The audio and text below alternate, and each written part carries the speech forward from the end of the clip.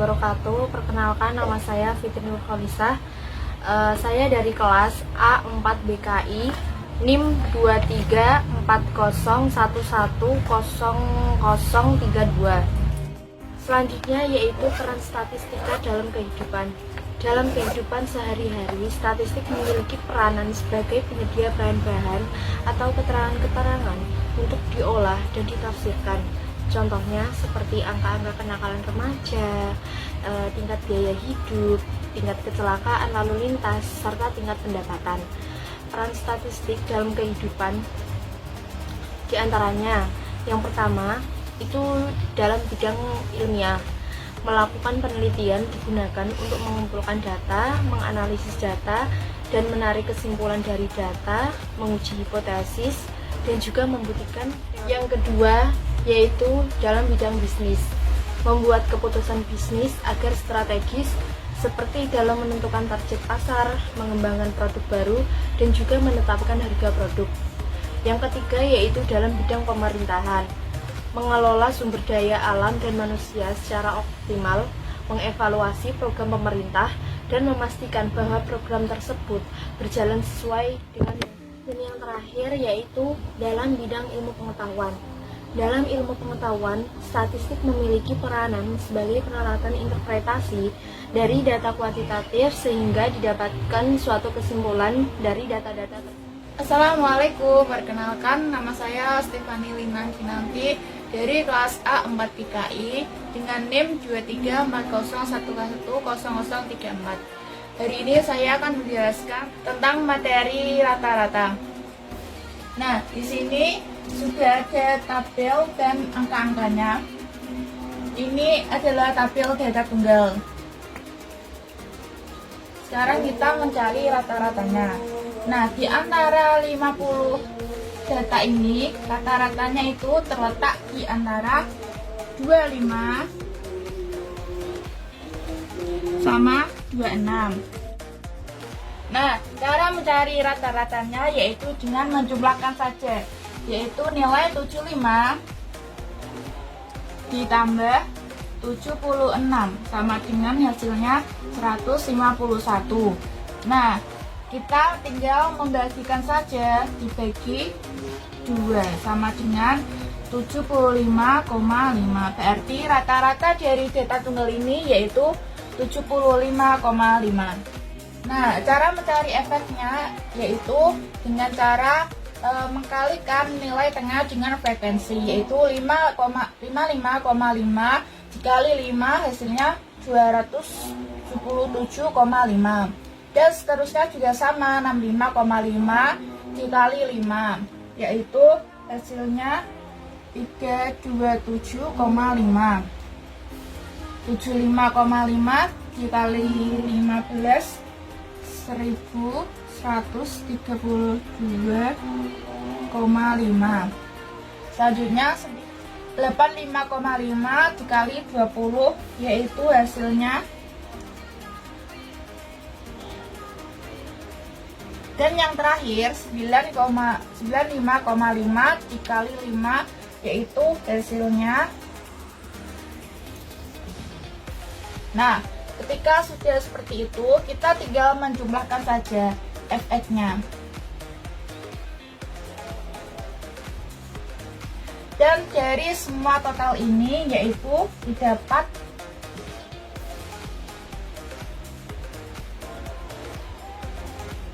25.000. Dan kita juga harus menjumlahkan frekuensinya yaitu berjumlah 50. Dan lalu kita masukkan ke rumus saja yaitu 3.925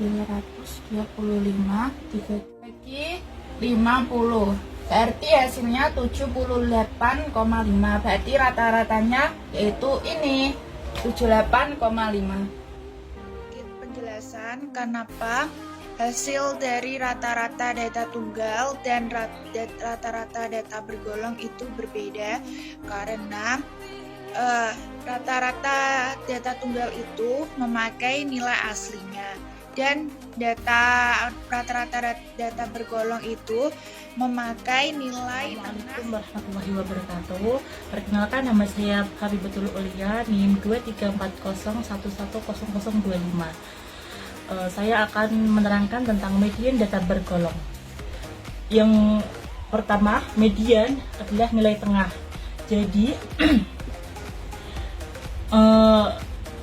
median itu nilai tengah. Jadi nilai tengah median yaitu 70 dan 71 itu adalah 70,5. Jadi di sini ada B yaitu luas, B yaitu tepi bawah kelas median. Jadi nilai tengah median yaitu kita ambil dari data ke 25 dan 26. Jadi 80 dan 81. Berarti tengah-tengah dari 80 dan 81 yaitu 80,5. Jadi tepi bawah kelas median yaitu kita dapat 80,5. Lalu kita akan cari luasnya. Luasnya kita ambil dari 71 80 yaitu ada 10. Jadi luas yaitu 10. Lalu selanjutnya kita cari N yaitu jumlah frekuensi. Di sini ada 50. Jadi kita tulis di sini 50. Selanjutnya ada frekuensi sebelum kelas median yaitu ada di sini. Kita kan ambil ini nilai tengahnya yaitu 15. Jadi frekuensi sebelum median yaitu ini 5 ditambah 5 jadinya 10. Setelah itu frekuensi mediannya yaitu 15 nilai tengah. Lalu kita kembali ke rumus median. Ke rumusnya median yaitu B ditambah L dikali setengah dikali N ditambah dikurangi F dibagi F. Jadi B itu 80,5. Jadi B yaitu 80,5 ditambah L luas yaitu 10 dikali setengah, lalu dikali jumlah data, jumlah frekuensi yaitu 50 dikurangi frekuensi yaitu 10 dan dibagi sama 15. Kita bagikan dulu 50 dan tengah ini. Jadi 50 dibagi setengah kita dapat 25. Lalu dikurangi 10 yaitu 15. Kita tulis lagi di sini ya. 80,5 ditambah 10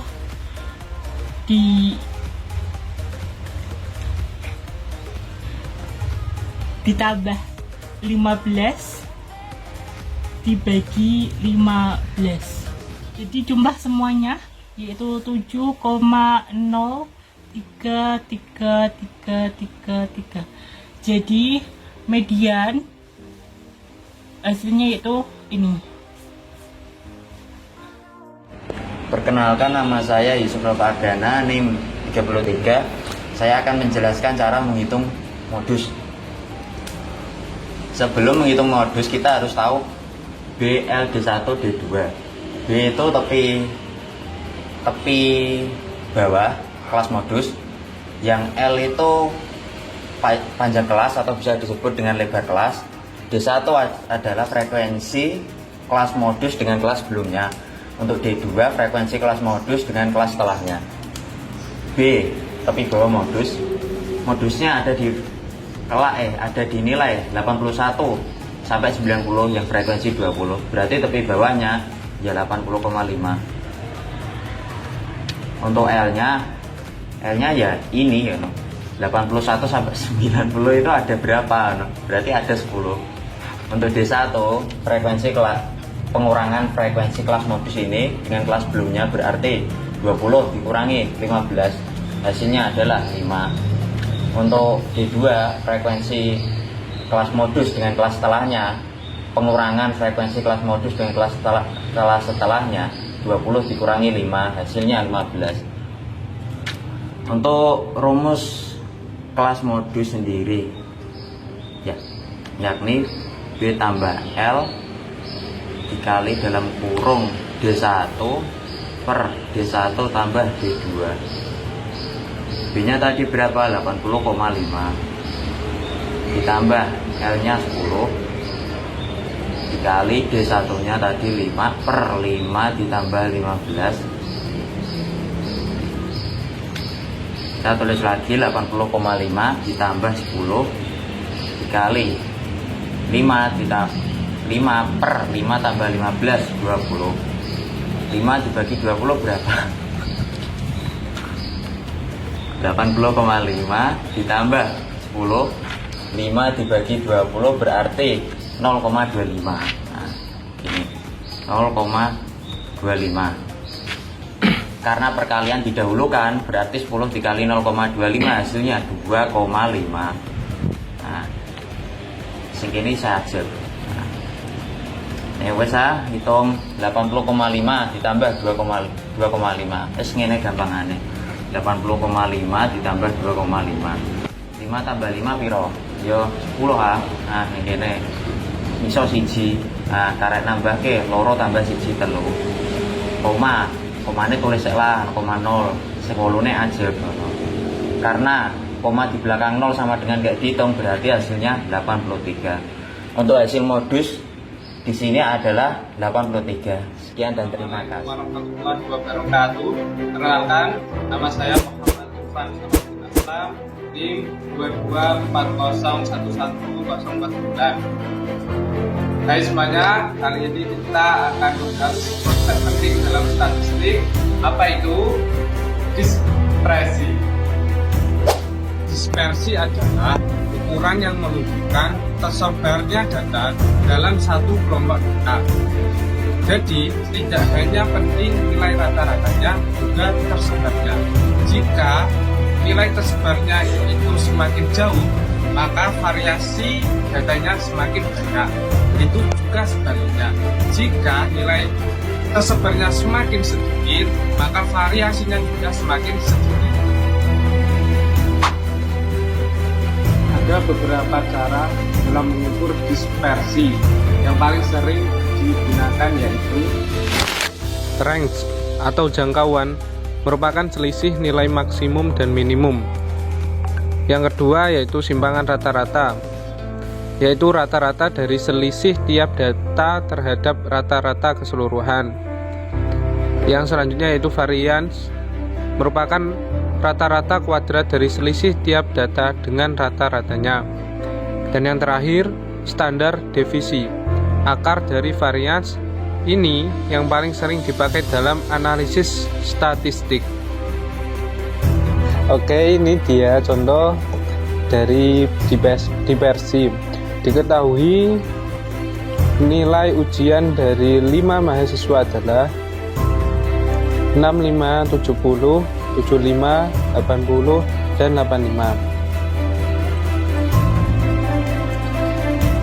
Untuk nilai ujian dari 5 mahasiswa adalah 65, 70, 75, 80, dan 85. Maka hitunglah 1.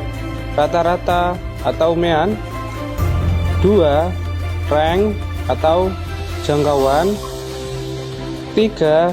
Simpangan rata-rata, 4. Variance, dan yang kelima standar deviasi. Maka dapat diketahui dengan penyelesaian sebagai berikut. Rata-rata kita harus taruh data 5 mahasiswa tadi dan dibagi jumlah data tersebut. Didapatkan hasilnya yaitu 75. Rank atau jangkauan dari jumlah maksimal data tersebut dengan data minimum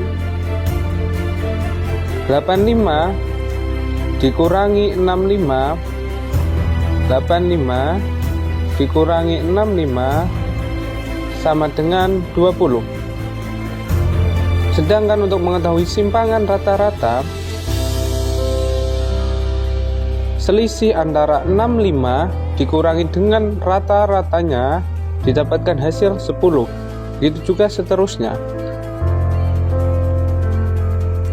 70 dikurangi atau selisih dari 75 yaitu 5. Lalu dari jumlah-jumlah selisih tadi dibagi dengan jumlah data didapatkan 6. Varians cara menghitungnya 65 dikurangi 75 didapatkan 10. Kita pangkat 2 mendapatkan 100. Begitu seterusnya, lalu dibagi jumlah datanya didapatkan hasil 50.